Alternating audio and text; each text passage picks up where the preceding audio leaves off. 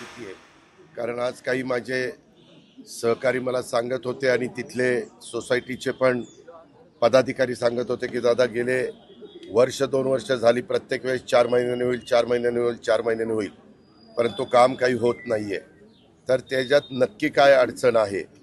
कारण तिथून इतक्या मोठ्या प्रमाणावर मोठ्या मोठ्या सोसायट्या झाल्यात, 2.5-2.5, 3-3, 4-4 हजार लोक एकेका सोसायटीमध्ये राहत आहेत. तिथं प्रश्न पिण्याचा पाण्याचा एक गहन प्रश्न पुढे आला, कचऱ्याच्या संदर्भातला दुसरा प्रश्न पुढे आला, तिसरं ओपन स्पेस ज्या ठेवलेल्या आहेत तिथं गार्डन आणि क्रीडांगणं ही त्यांना तिथल्या त्यांच्या मुलामुलींच्या करता पाहिजे हा एक प्रश्न आला, स्ट्रीट लाईटच्या संदर्भातला एक प्रश्न आला आणि रोडच्या असे काही महत्त्वाचे प्रश्न होते. तर ते सोडवण्याच्या करता आम्ही आयुक्त, संबंधित सगळे अधिकारी, लोकप्रतिनिधी, चेतन तुपे पण बरोबर होते, असं सगळ्यांनी मिळून तिथं आम्हाला ऐकून पण घ्यावं लागलं. कारण लोक त्रासून गेलेली आहेत, लोकांची सहनशीलता संपलेली आहे आणि त्याच्यामुळं काही काहींनी फार नाराजी व्यक्त केली. पण आता आम्ही तिथं पाण्याचा प्रश्न सोडवण्याच्या करता DPR तयार केलेला आहे. बाकीच्या सगळ्या गोष्टी आयुक्तांचं आणि आमचं ठरलं ते तातडीनं कसं काम करता येईल. आणि तो ब्रिज जो झाला आहे, अलीकडच्या भागातली लोक ITच्या करता पलीकडं चंदननगर खराडीमध्ये जातात, त्यावेळेस त्यांना दुसऱ्या ब्रिजवरून जावं लागतं. तिथं वाहतुकीची प्रचंड कोंडी होती. आज बघितलेला ब्रिज जर झाला, तिथं थोडासा दफनभूमीचा एक प्रश्न आहे, तो बऱ्याच अंशी मार्गी लागलेला आहे. परंतु काही काही ठिकाणी काही राजकीय लोक देखील त्याच्यामध्ये आडकाठी निर्माण करतायत असं कानावर आलं. मी आयुक्तांना सांगितलं की नागरिकांना कोणतरी राजकीय हस्तक्षेप करतोय त्याकरता त्रास होत असेल तर सरकारी कामामध्ये अडथळा आणला असं म्हणून त्याला समजून सांगा, नाहीतर मग पुढची कारवाई करा, अशाही सूचना मी दिलेल्या आहेत. नंतर काही ठिकाणी अशा गोष्टी पुढे आल्या की तात्पुरतं काम करायचं म्हटलं तर त्याला 30 कोटी रुपये लागत आहेत. उद्याची 50 वर्ष डोळ्यासमोर ठेवून काम करायचं आणि नदीच्या दोन्ही तीरावर जे काही रोड करायचे DPमध्ये दाखवलेले आहेत ते जर करायचे म्हटलं तर काही वेगळे निर्णय घ्यावे लागतील, त्याला 100 कोटी रुपये लागतात. आणि म्हणून आम्ही मनोज पाटील ॲडिशनल कमिशनर ते आणि ट्रॅफिकचं पण आमचं काय होतं, करताना आपण फक्त इंजिनियर लोकांना विचारतो आणि रोड करतो, तसं नाही झालं पाहिजे. त्याच्यात कन्स्ट्रक्शन चांगलं होण्याकरता इंजिनियर पण पाहिजे, त्याचबरोबर ट्रॅफिकचा प्रश्न सुलभतेने सुटावा म्हणून ट्रॅफिकच्या बद्दलची माहिती असणारे अधिकारी पण त्याच्यात पाहिजे. अशा या सगळ्या गोष्टीची चर्चा केली. तिथं पिण्याच्या पाण्याच्या बद्दल करोडो रुपये वर्षाला काही काही सोसायट्यांना खर्च करावे लागतात. अशा खूप अडचणी बोलून दाखवल्या. गाडी तळाच्या ठिकाणी आम्हाला अतिक्रमण थोडंसं काढावं लागतं. तिथं PMPMLच्या बसेस उभ्या राहतात. त्या शेवाळवाडीला पण 7 एकर जागा सरकार कॉर्पोरेशननी त्यांना दिली, तिकडे शिफ्ट करायचं आहे. त्याच्यावर तिथली वाहतुकीची कोंडी कमी होईल.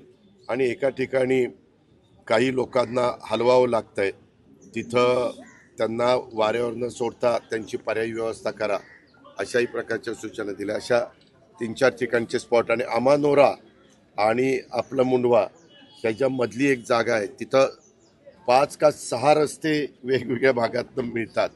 तर तिथं एक प्रपोजल पुढं आलेलं आहे.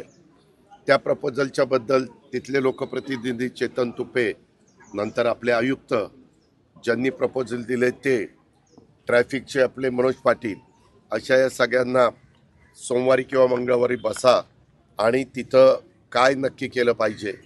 काही जण PPP मॉडेलवर पण काही गोष्टी करायला तयार आहेत. आपल्याला कामं उरकली पाहिजेत आणि लोकांच्या ह्या अडचणी दूर झाल्या पाहिजेत. आत्ता पण मी या परिसरामध्ये आमच्या गणेश कवडेंच्याकडे आलेलो होतो. इथं नागरिक पण जमा झालेले होते, त्यांच्या पण काही अडीअडचणी समजून घेण्याचा, ऐकून घेण्याचा प्रयत्न मी आणि माझ्या सहकाऱ्यांनी केलेला आहे.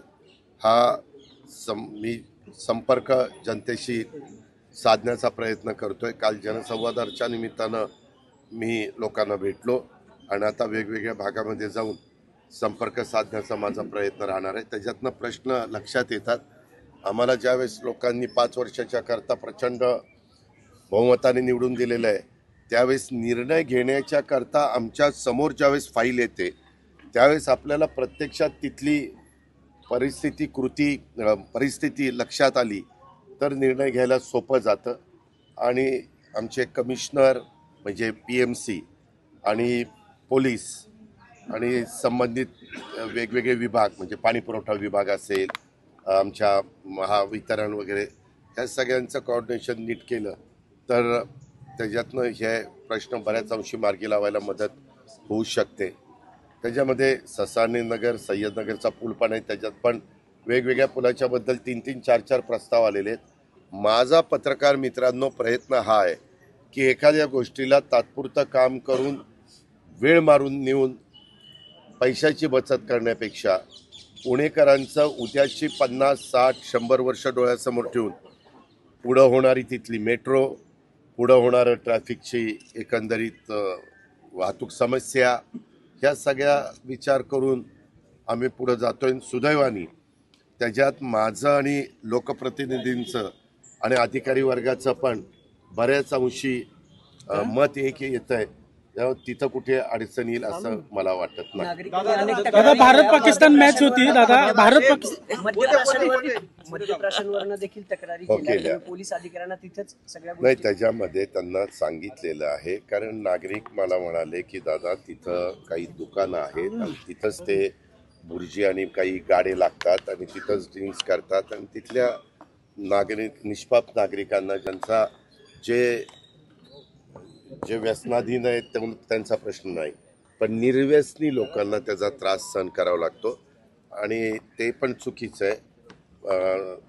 एक्साईज माझ्याकडेच आहे म्हणून मी त्यांना सांगितलं हे बघा, ऐकलं तर ठीक, नाही तर मग त्यांच्यावर दुकानावर ॲक्शन घ्यावी लागेल. आम्हाला तो अधिकार आहे की नागरिकांच्या विरोधामुळं आम्ही ते बंद केलं म्हणून.